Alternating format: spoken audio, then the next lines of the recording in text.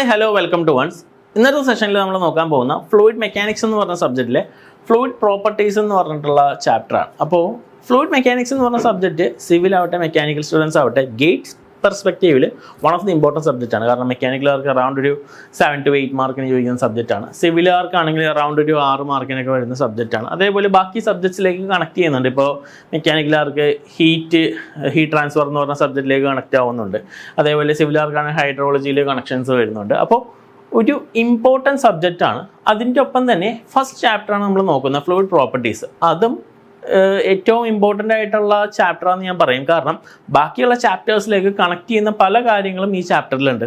അപ്പോൾ ഈ ഒരു ചാപ്റ്ററിൽ നല്ലൊരു ബേസിക്കിൽ നല്ലൊരു അടിത്തറ വളരെ ഇമ്പോർട്ടൻ്റ് ആണ്. കാരണം അങ്ങോട്ടേക്കുള്ള പല ചാപ്റ്റർ ടോപ്പിക്സിലും നമുക്ക് ഈ ചാപ്റ്ററിൽ പഠിക്കുന്ന ഡെൻസിറ്റി ആവട്ടെ, വിസ്കോസിറ്റി ആവട്ടെ, അങ്ങനെ ഒരുപാട് ടേംസ് നമുക്ക് യൂസ് ചെയ്യണം. അതിൻ്റെ ഫോർമുലാസ് കണക്റ്റിംഗ് കാര്യങ്ങളെല്ലാം നമുക്ക് വേണ്ടതാണ്. ഓക്കെ, അപ്പോൾ ഈ ഒരു ചാപ്റ്റർ ഏറ്റവും സിമ്പിളായിട്ട് ഞാൻ നിങ്ങൾക്ക് കൺവേ ചെയ്ത് തരും. അത് നല്ലപോലെ പഠിക്കുക. അത് നന്നായി നിങ്ങൾക്ക് പിക്കപ്പ് ചെയ്യാൻ പറ്റുമെങ്കിൽ തന്നെ ബാക്കി ചാപ്റ്റേഴ്സ് ഈസി ആയിട്ട് നിങ്ങൾക്ക് എടുക്കാവുന്നതാണ്.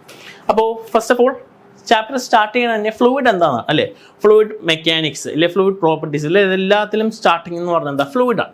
അപ്പോൾ ഈ ഫ്ലൂയിഡ് എന്ന് പറയുന്ന നേരത്തെ എന്താണ് അല്ലേ, നമ്മളൊരു കോമൺലി പറയുന്നത് ഫ്ലോ ചെയ്യാൻ പറ്റിയ സംഭവത്തിന് ഫ്ലൂയിഡ് എന്ന് പറയാം. അതല്ലെങ്കിൽ മോളിക്യൂൾസ് കുറച്ചും കൂടി ഫ്രീലി മൂവിങ് ആണ്, കണ്ടെയ്നറിൻ്റെ ഷേപ്പ് എടുക്കും. ഇതൊക്കെ കോമൺലി നമ്മൾ ഇല്ലേ കുഞ്ഞു കുട്ടികൾ പറയുന്ന ഒരു ഡെഫിനേഷനാണ്.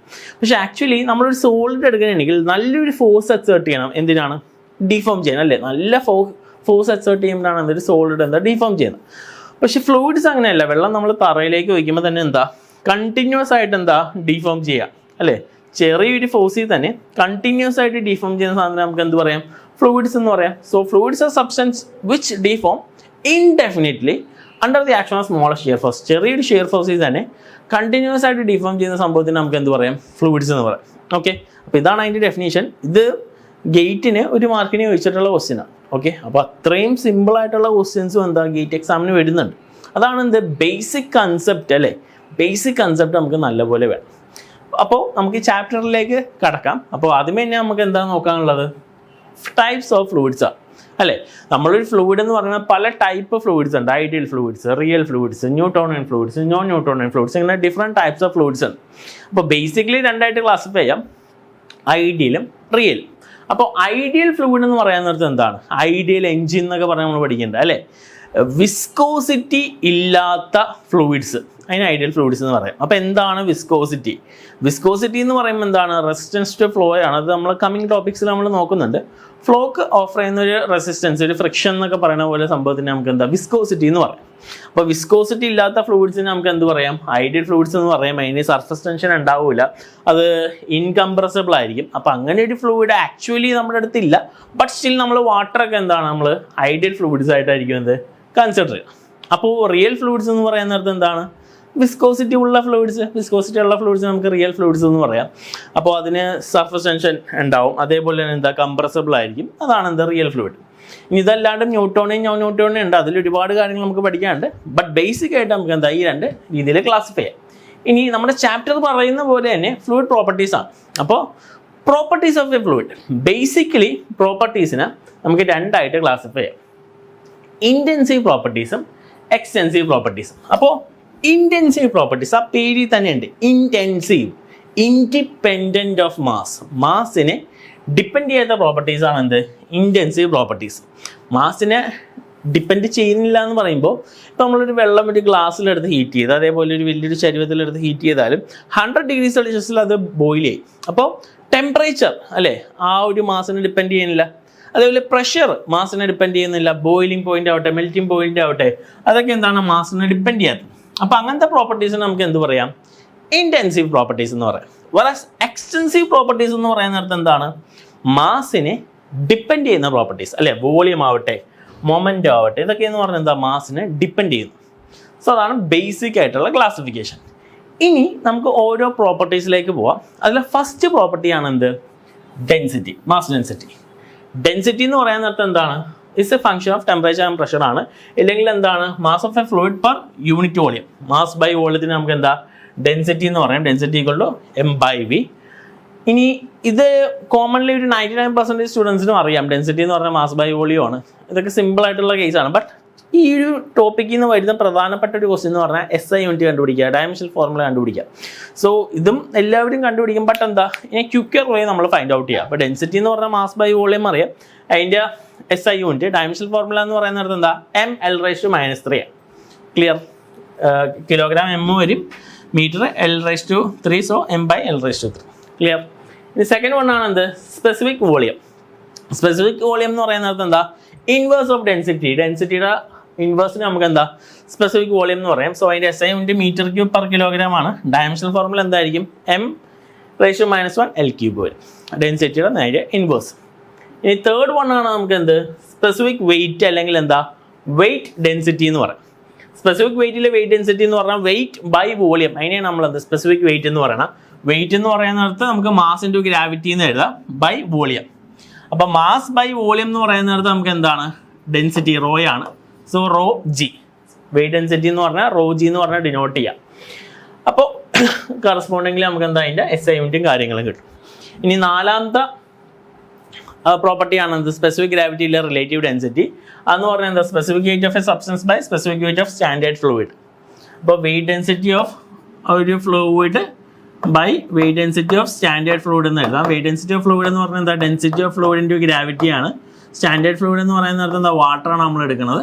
സോ ജി കട്ട് ചെയ്ത് നമുക്ക് എന്താ, density of fluid by density of standard fluid, ഈ രീതിയിൽ നമുക്ക് ഡിനോട്ട് ചെയ്യാം. ക്ലിയർ ആണല്ലോ. ആൻഡ് ഇതിനെന്താ ഡയമെൻഷൻ ഇല്ല.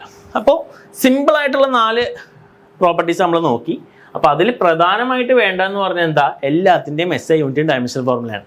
ഡെൻസിറ്റി എന്ന് പറയുന്നത് മാസ് ബൈ വോളിയം ആണ്. സോ kg/m3 ml⁻³ ആണ്.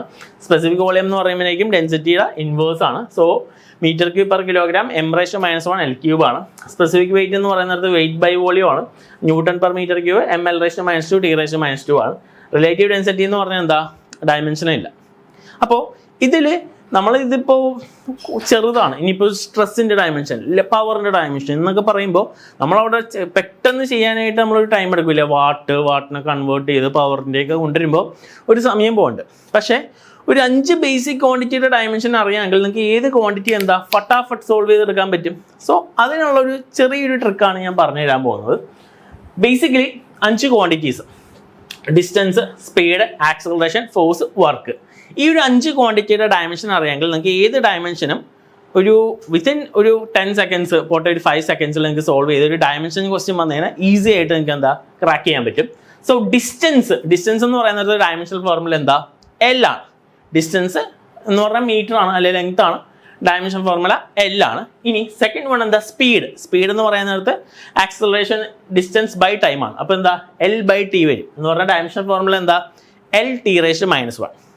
അപ്പോൾ L⁻⁻1. ഇനി അത് കഴിഞ്ഞിട്ട് എന്താ, ആക്സലറേഷൻ എന്ന് പറയുന്നിടത്ത് എന്താ, വെലോസിറ്റി ബൈ ടൈം. സ്പീഡിലെ വെലോസിറ്റി നമ്മൾ നോക്കി, ആക്സലറേഷൻ എന്ന് പറയുന്നിടത്ത് എന്താ, വെലോസിറ്റി ബൈ ടൈം ആണ്. സോ വെലോസിറ്റിയുടെ ഡയമെൻഷൻ നമുക്ക് ഓൾറെഡി അറിയാം, L⁻⁻1 ആണ്. ബൈ ടി എന്ത് വരും, L⁻⁻2 കിട്ടും. അത് കഴിഞ്ഞിട്ട് എന്താ, ഫോഴ്സ് എന്ന് പറയുന്നിടത്ത് എന്താ, MA, mass into acceleration already നമുക്ക് അറിയാം, L⁻⁻2 ആണ്. അതിൻ്റെ ഒപ്പം എന്താ, മാസം കൂടി M. സോ mL⁻⁻2 വരും. ആൻഡ് ഫൈനലി വർക്ക് എന്ന് പറയുന്നത് ഫോഴ്സ് ഇൻറ്റു ഡിസ്റ്റൻസ്. ഫോഴ്സ് നമ്മൾ ഓൾറെഡി പഠിച്ചു, mL⁻⁻2 ആണ്. ഇൻറ്റു ഡിസ്റ്റൻസ് എന്ന് പറയുന്നത് എന്താ, L. So mL² T⁻². ഇനി ഇത് എൻ്റെ ഒപ്പം തന്നെ നിങ്ങളുടെ മൈൻഡിൽ നല്ലപോലെ ഒന്ന് പ്രോംപ്റ്റ് ചെയ്യുക.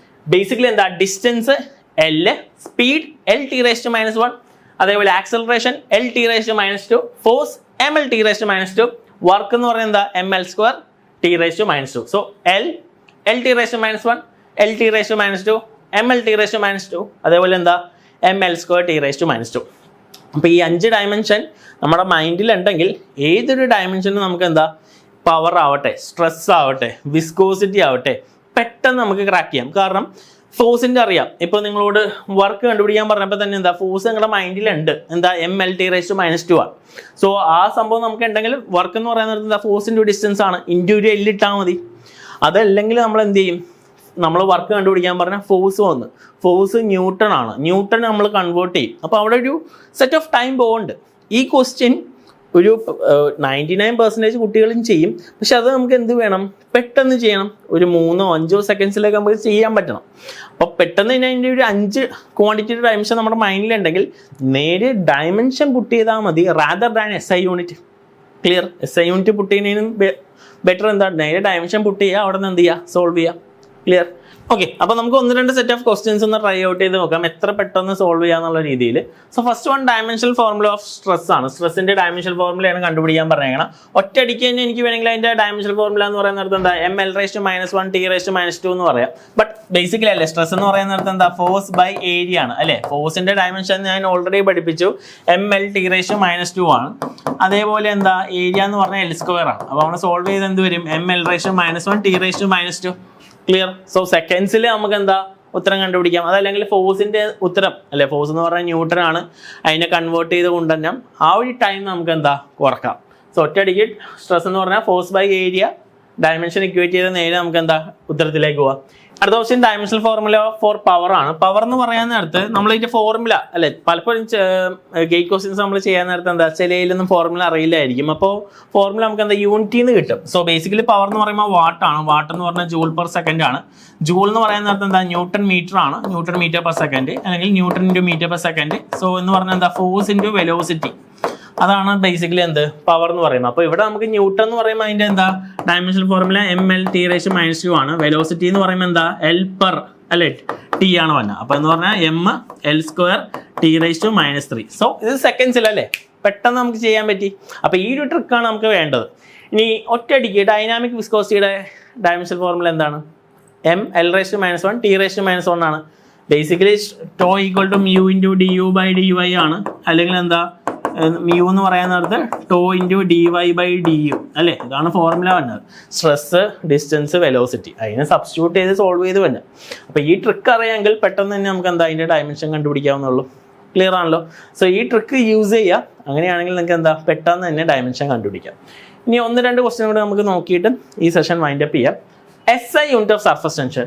ഓപ്ഷൻ നോക്കിയാൽ ന്യൂട്ടൺ പെർ മീറ്റർ സ്ക്വയർ ഉണ്ട്, ജൂൾ പെർ മീറ്റർ ഉണ്ട്, ജൂൾ പെർ മീറ്റർ സ്ക്വയർ ഉണ്ട്, വാട്ട് പെർ മീറ്റർ ഉണ്ട്. സർഫസ് ടെൻഷൻ്റെ SI യൂണിറ്റ് ആണ് കണ്ടുപിടിക്കാൻ പറഞ്ഞത്.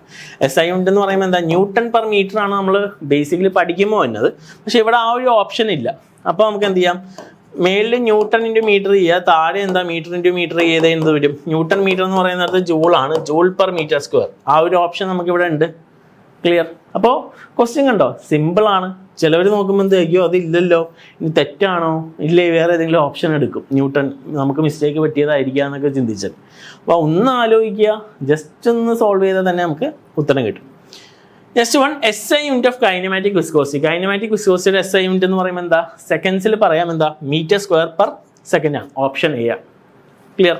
അപ്പോൾ നമ്മൾ ഈ ഒരു സെഷനിൽ ഡയമെൻഷൻ വെച്ചിട്ടുള്ള കളികൾ, SI യൂണിറ്റ് വെച്ചിട്ടുള്ള കാര്യങ്ങളാണ് നോക്കിയത്. സിമ്പിളാണ്, പക്ക ബേസിക് ആണ്. അപ്പോൾ നിങ്ങൾ ഈ സെഷൻ കാണുക. എൻ്റെ മെയിൻ ട്രിക്ക് അല്ലേ, LT⁻⁻1 LT⁻⁻2 ml⁻⁻2 ആ ഒരു കമ്പോണൻറ്റിൽ ആ ഒരു സെക്ഷൻ നല്ലപോലെ പഠിക്കുക. അത് നല്ലപോലെ നിങ്ങളുടെ മൈൻഡിലുണ്ടെങ്കിൽ എന്താ, ഡയമെൻഷൻസ് ഈസി ആയിട്ട് നിങ്ങൾക്ക് ക്രാക്ക് ചെയ്യാവുന്നതാണ്. സോ അപ്കമിങ് സെഷൻസിൽ വേറെ ഇമ്പോർട്ടൻറ്റ് ടോപ്പിക്സ് ആയിട്ട് നമുക്ക് കാണാം. Till then, thank you.